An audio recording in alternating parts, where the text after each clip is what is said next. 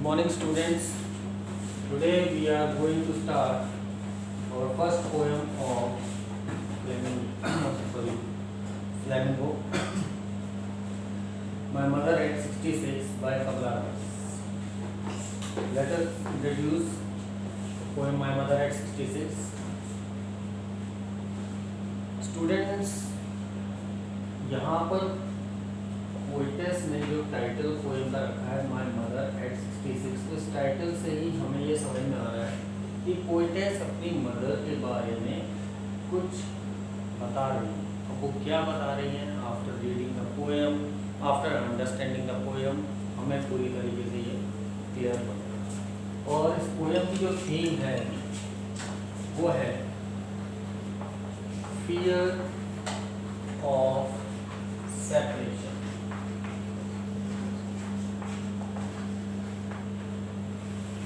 अब ये fear of separation क्या है और किस तरीके से इंसान के अंदर होता है कि आप सभी जानते हैं, और ऐसा फियर ये हर इंसान की लाइफ में, हर इंसान के अंदर होता है कि कब हमारा अपना मिलने वाला, हमारा रिलेटिव, हमसे जुड़ा कोई फ्रेंड जब हमसे अलग होता है तो हमारे अंदर अपने आप स्वतः डर पैदा होता है, हमको अच्छा नहीं लगता है।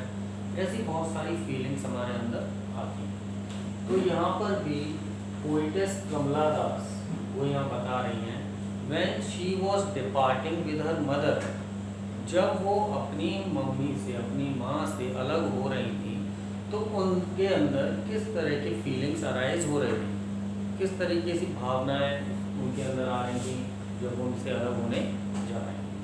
तो let us see the poem.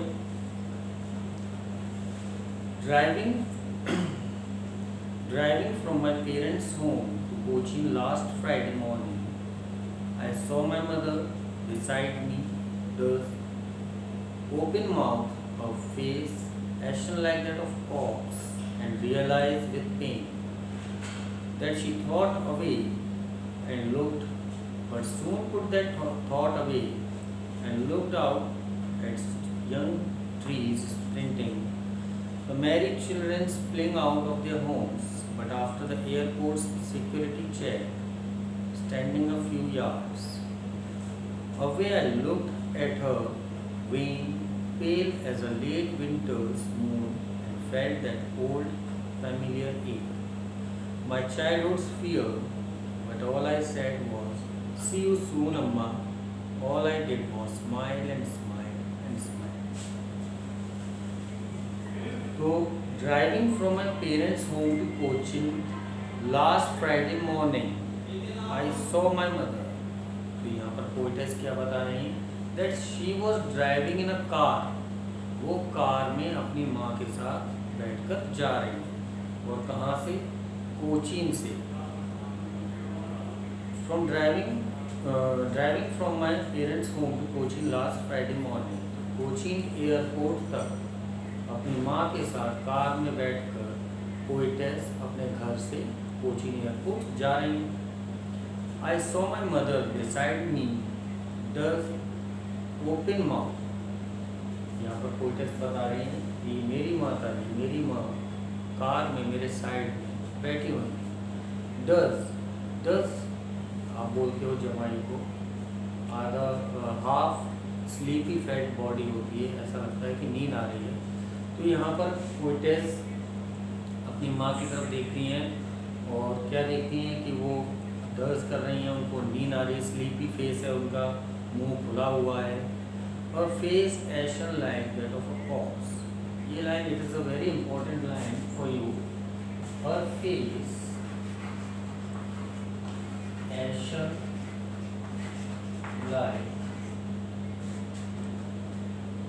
That of a corps.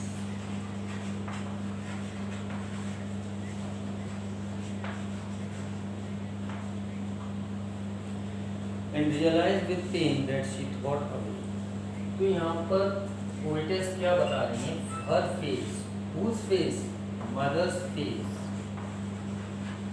Mother's face.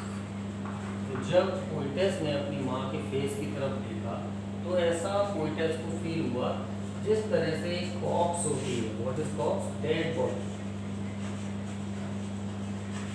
उस तरह से पोएटेस को फील हुआ। यहाँ पर हम ये कह सकते हैं कि फिगर ऑफ स्पीच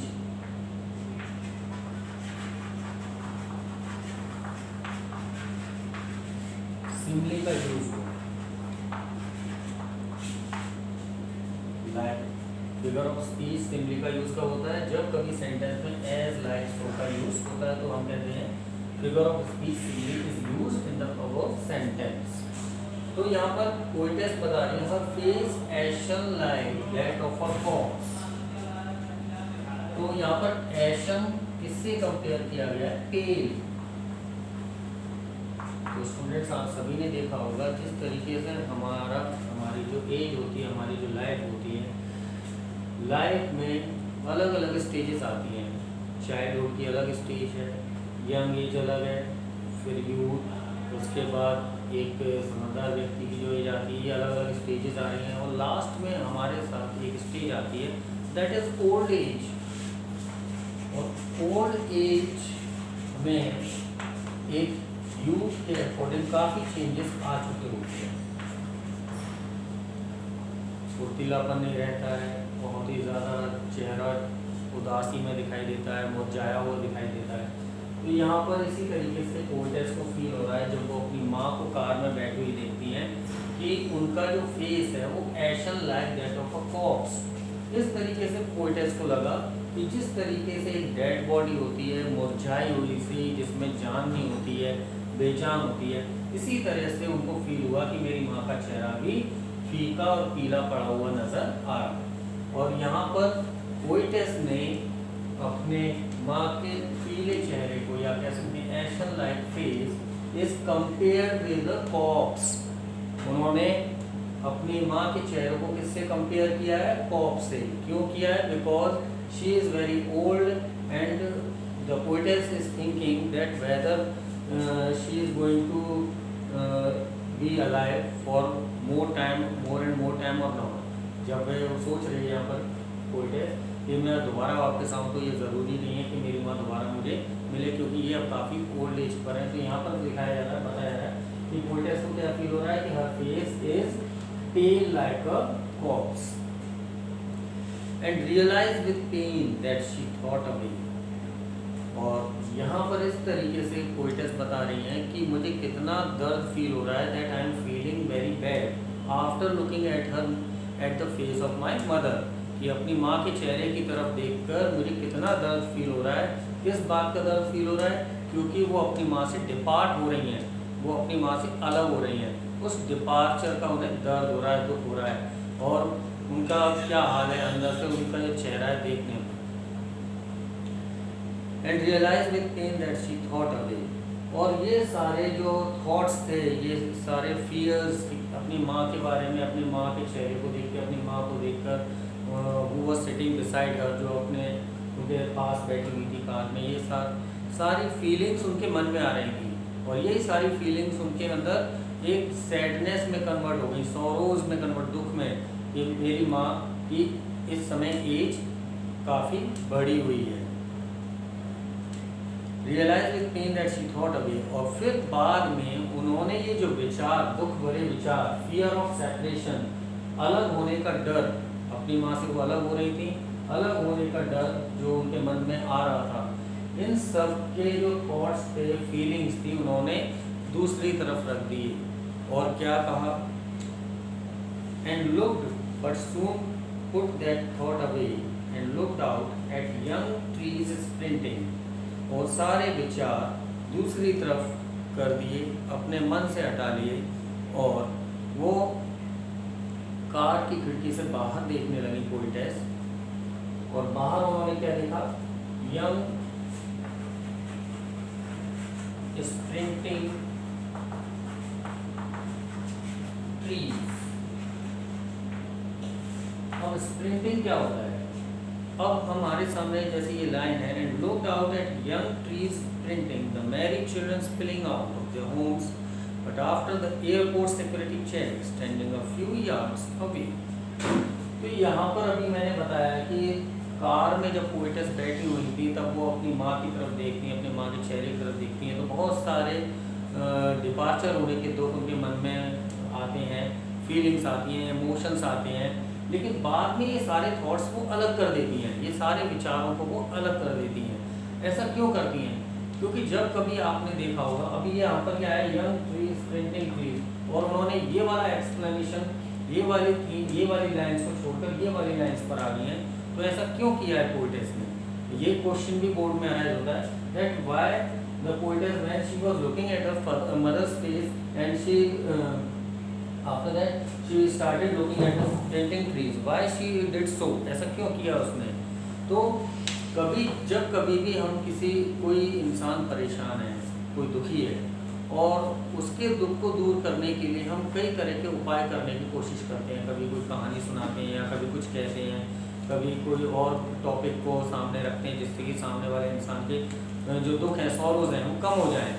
ऐसा हम, क्योंकि अगर if we are thoughtful, if we are considerable and understanding, तो हमें सामने वाले की फीलिंग समझकर हमने अपने आप को डील करना होता है सामने वाले के लिए। तो इसी तरीके से जब उन्होंने फील किया पोएटेस ने कि इस समय अगर मेरी माँ ने मुझे देखा तो शायद उनके अंदर कोई सौरो या दुख मुझे देखकर ना आया है जिस तरीके से मैं देख रही हूँ, तो उन्होंने वो जो थॉट्स थे वो दूसरी तरफ कर दिए थे।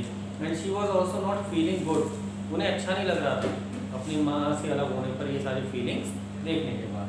तो यहाँ पर पोएटेस क्या कह रही है, now she was looking out, and what she was looking out, that young sprinting trees.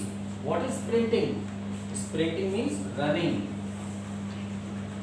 तो बाहर उनको पोएटेस को क्या दिखाई देता है? भागते हुए पेड़। अब ये स्प्रिंटिंग यहाँ पर क्यों कहा गया है, ट्रीज को क्यों कहा गया है भागते हुए?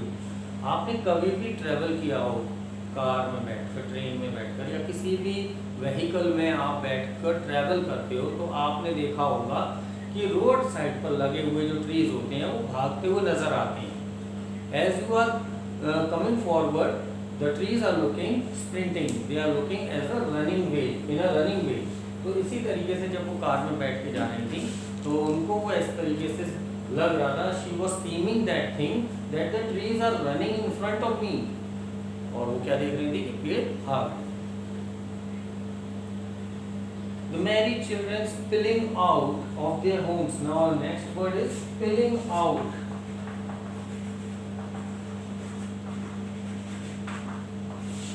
Spilling out means coming out।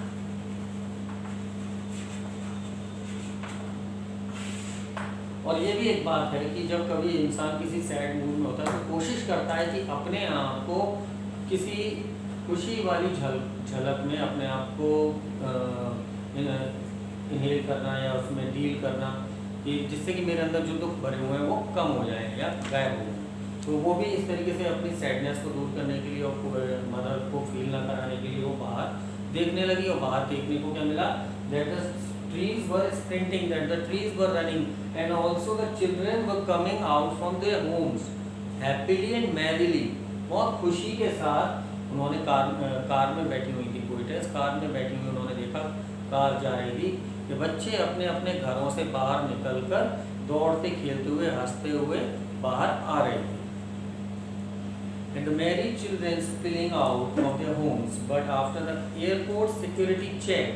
तो अभी आपने देखा यहाँ पर fear of separation शुरू में पोएटेस के मन में था, फिर उसके बाद वो थोड़ा अपने आप को अच्छा फील करने लगती हैं after looking at the scenes of the married children, happy feeling children, ये सब देखने के बाद वो अपने आप में अब फिर से उनके मन में fear of separation आने लगता है। क्यों, कैसे? But after the airport security check, जब पोएटेस एयरपोर्ट के सिक्योरिटी चेक पर पहुंच गई, standing a few yards away, तो कुछ दूरी पर खड़े होकर उन्होंने देखा, क्या देखा? I looked again at a when pale as a late winter's moon and felt that old familiar ache।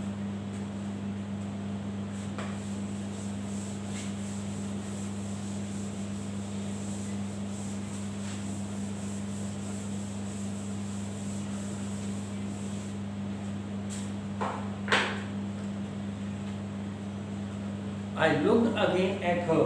तो अभी first the poetess looked at her mother's face, she was dozing and her face was looking like ashen like a corpse। पहली बार में देखा तब poetess को बड़ा दुख feel हुआ, दोबारा उन्होंने फिर अपने माइंड को चेंज करने के लिए और माँ को भी अलग फील करने के लिए उन्होंने बाहर देखा, फिर उनका माइंड थोड़ा अलग चेंज हुआ। And after that when she reached, जब वो at the security check post, airport security check post, जब वो पोएटेस कोचीन के एयरपोर्ट के सिक्योरिटी चेक पोस्ट पर पहुंच गई, तो वहाँ पर उन्होंने दोबारा से अपनी माँ की तरफ देखा मुड़कर। When pale as a late winter's moon, when, what is when? When means colorless।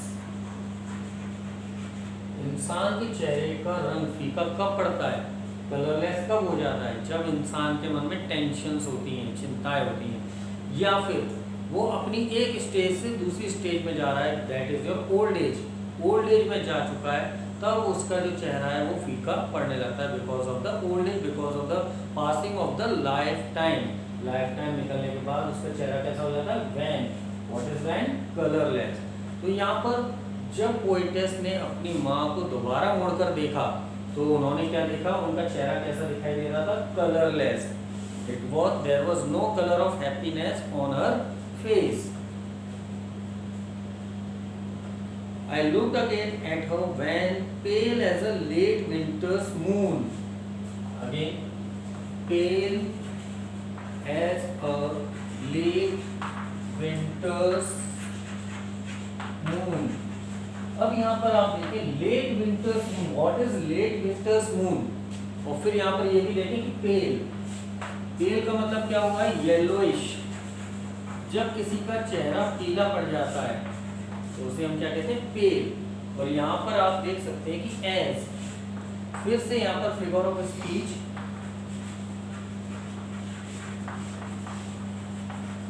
Simile का यूज हुआ है।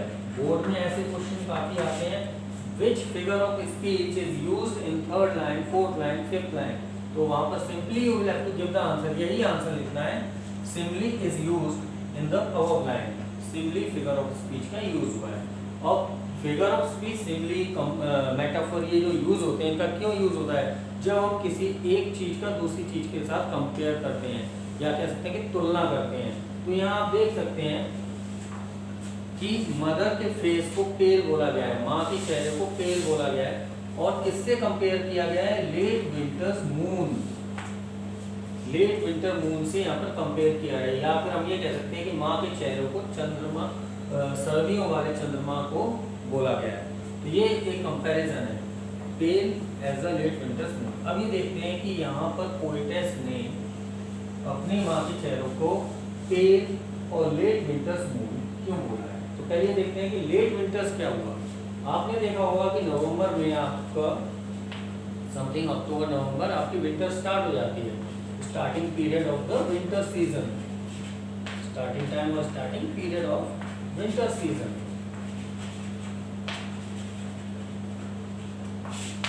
लेकिन अब यहाँ पर आ रहा है लेट विंटर्स, इसका मतलब सर्दियां काफी निकल गई हैं, तो इसको अब क्या बोलेंगे, लेट विंटर्स। तो यहाँ पर हम समझ सकते हैं कि ये महीना क्या होगा, दिसंबर और Jain, Jain means January.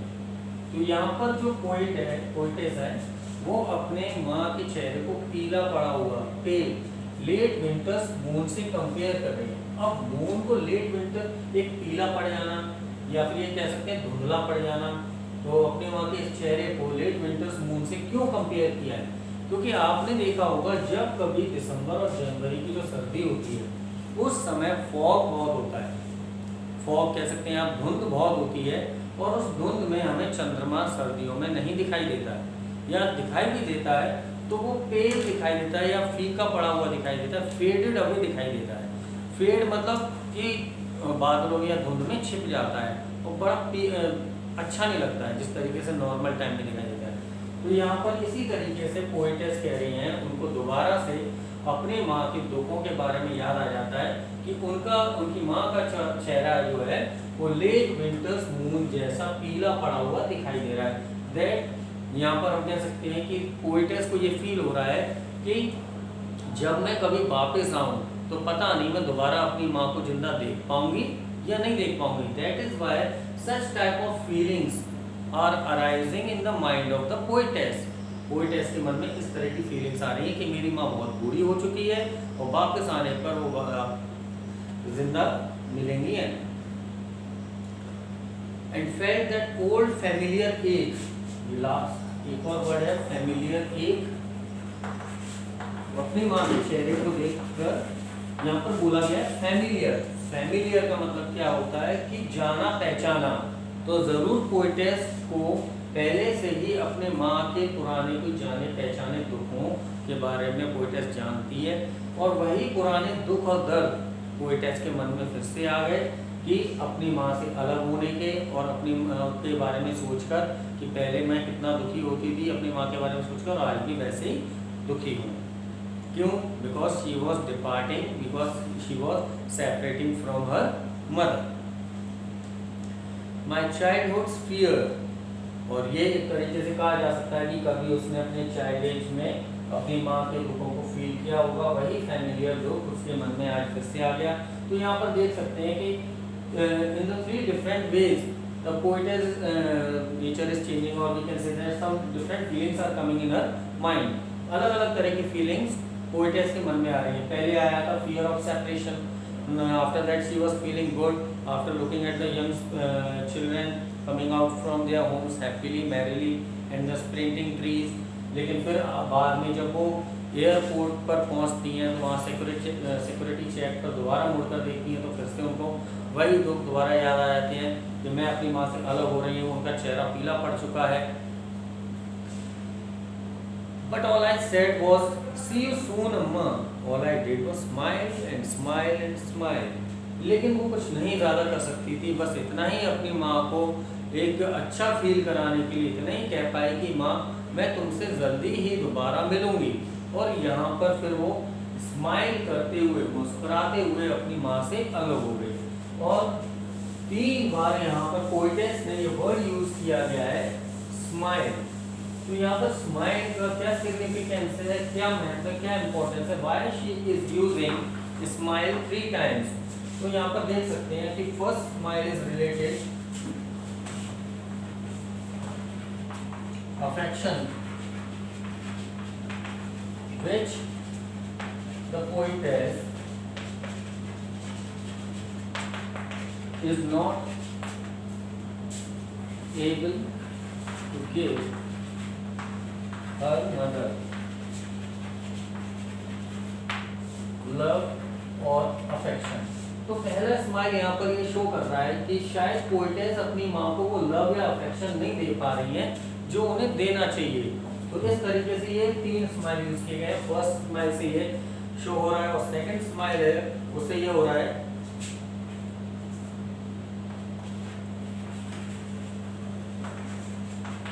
she did not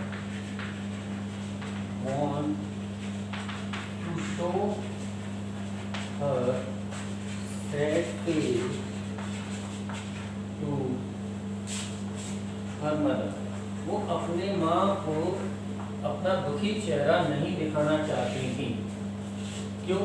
अगर मैं अपना दुखी चेहरा दिखाऊंगी तो शायद हो सकता है माँ के अंदर भी दुख पैदा हो जाए। That is why she is using second smile। And the third smile